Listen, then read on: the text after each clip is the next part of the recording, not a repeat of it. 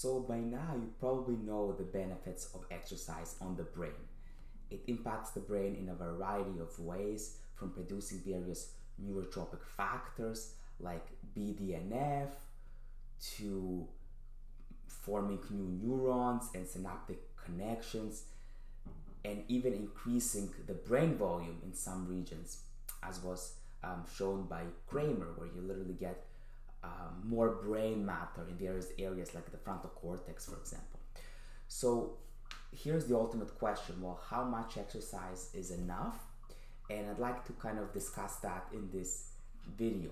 So of course, exercise is crucial to optimize brain function. Scott Small showed in 2007 that capillary blood volume to the hippocampus actually increased by 30% after 3 months of exercise. So you literally get more blood volume to the hippocampus, which is a region responsible for memory. So if you want to improve your memory, you have to exercise. If you want to just improve learning in general, you make this miracle growth, BDNF, right? Which in itself produces other neurotropic factors that improve your cognition, etc.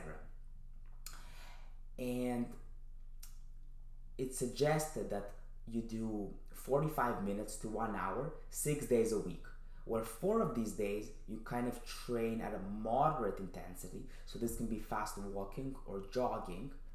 And then 2 days you do more intense exercise on the higher intensity side. So again, there's different types of workouts. You can just do walking, and walking is great to improve blood volume, just like all the other ones as well. Walking can raise BDNF levels, which is important for learning, serotonin via higher tryptophan levels. So by increasing tryptophan levels to the brain, you're also making serotonin, which improves your mood. We know walking makes us feel better. It reduces negativity as well. Walking also makes IGF-1, which is important for fuel, for giving more glucose to the brain, and for fat burning, and of course helps prevent high blood glucose, diabetes, and as we saw previously, brain and neuronal inflammation. Walking can also raise dopamine levels, which make you more motivated to continue, norepinephrine, which make you more focused, and can even give you more energy and vigor. So many benefits of walking. So you can walk most of the days, or you can jog. Jogging is also great because jogging raises VEGF and FGF-2 levels, which help with making more blood cells or endothelial cells. So it literally causes these cells to flourish, to grow, which of course increases blood volume as well to the brain, similar to walking.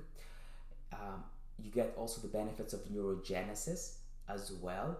And this is interesting because the more intense you do, that helps as well with the neurogenesis aspect. So literally forming more brain cells, which is pretty cool. But even walking can give you the effect of giving more blood volume to the brain, and that can help too with neurogenesis. Jogging can also, of course, cause your neurons to be stronger, because jogging is a form of cellular stress. So is walking, of course, but jogging is even more, gives you more of a cellular stress, and that leaves neurons stronger than they were before, right? And so jogging is kind of a moderate intensity exercise, and it's great because it's not too intense, so the stress level is not too high, and so you're giving it enough stress but also time to recover, and so your neurons become stronger than what they were before. And that also helps with strengthening your immune system, which can prevent cancer and all those stuff, and preventing you from getting the cold and the flu and all that. It also makes AMP via contractions of the heart to reduce emotional stress. Just like walking, you make BDNF to reduce high levels of cortisol and fine-tune your HPA axis, and you also make endorphins. So similar effects to walking. You feel better, you make endorphins, which are natural painkillers, you make BDNF, which helps with learning, and you leave neurons stronger than they were before, as well as you're actually making more blood cells and you're increasing your blood volume to the brain, which is great. And then the last type of exercise, which you should do maybe twice a week, is more intense, and running is of course an example. So in that case, you switch to anaerobic type of state. So in walking, it's more aerobic, where you're burning fat as a fuel, but in running, it's more of anaerobic, where you switch more to glucose metabolism, and that's when you start to feel that lactic acid in your thigh and even in your chest. And running, how do you know if you're in the high intensity zone? It should feel somewhat hard, is what researchers are saying. And that's actually a pretty good estimation of whether or not you reach that high intensity zone. It should feel somewhat hard, and you can even add sprints. And running is great. Why it's important to be at the high intensity zone? Because high intensity zone helps release all types of neurotransmitters, really helps with that neurogenesis piece. And here's a big one. It also raises human growth hormone, which is like the fountain of youth hormone, and also helps with the neuronal growth, BDNF production, etc. Fast twitch fibers even in metabolism, which helps with fat burning. So high intensity workouts are great for fat burning, making human growth hormone, and giving you that runner's high. Similar to the other methods, you make endorphin and ANP, and you get that runner's high at near maximal effort, which is important to make the kill, because hundreds of thousands of years ago in the savannah, our ancestors had to kill antelopes, for example, and so we needed to be physically and psychologically tough. In other words, we had to kind of mitigate that pain that we would feel in our muscles, so we make those endorphins, which are painkillers, and endocannabinoids, but also ANP to stay psychologically sharp and reduce the stress and anxiety response, fine-tune the HPA axis, etc. So running definitely helps, has the benefits of also reducing high levels of cortisol and stress, and making us feel better and improve our mood, and help with the neurogenesis piece as well. So it's good to have a couple days of high intensity, but definitely not every day, because then you're constantly adding stress levels, and that may not be so good for your psychological state. But definitely a couple days a week where you're undergoing a more high intensity type of exercise or workouts. And German scientists have found that interval training improves learning ability, and doing simply 2-3 minutes sprints separated by around 2 minutes of lower intensity on the treadmill for 40 minutes of a treadmill run. So essentially they're going for 40 minutes on a treadmill with 2 high intensity sprints for 3 minutes each within that 40 minutes, and these sprints are separated by 2 minutes of lower intensity.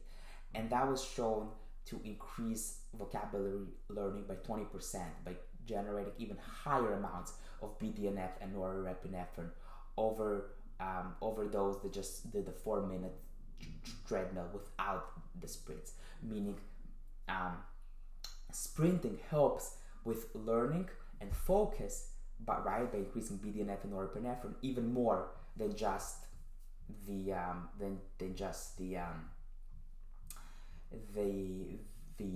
lower intensity treadmillers.